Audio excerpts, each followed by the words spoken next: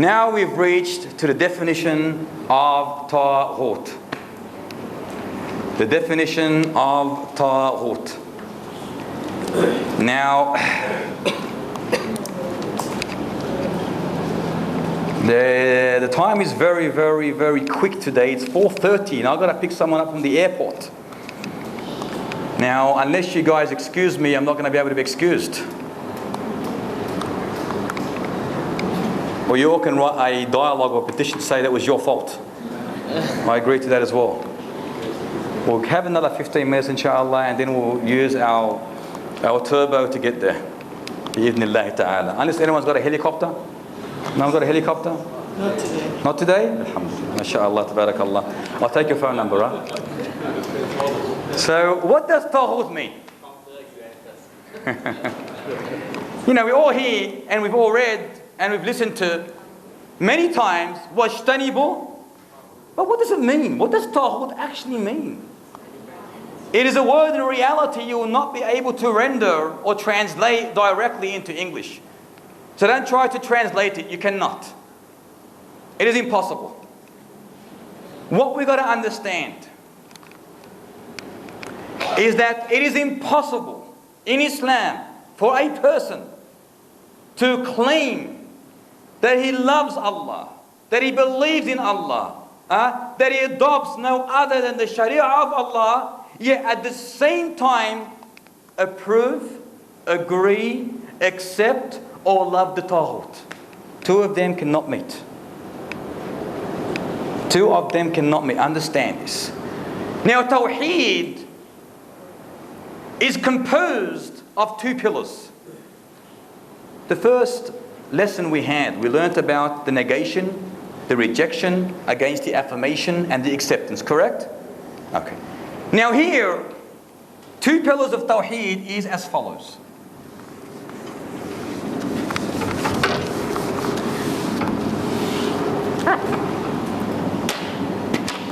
Number one is, remember la ilaha illa ilah?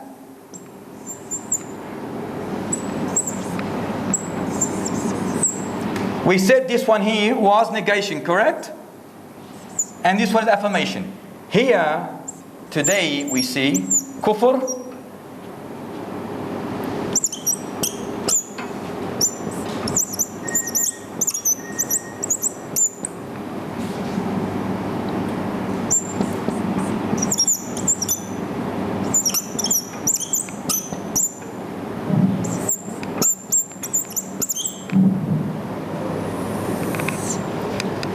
it's composed of two pillars.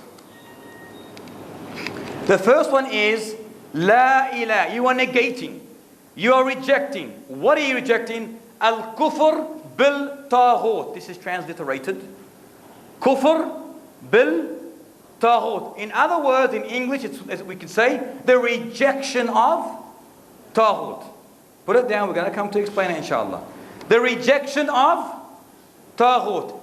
While the second phrase is, the second pillar of this declaration, al-imanu billah, iman billah, belief in Allah. So basically we say that this declaration is composed of two pillars, al-kufr bil-Tauhid and al-imanu billah. No believer can say he's a believer unless he rejects at-Tauhid. Anyone that does not reject Tauhid contradicts the very message of the messengers.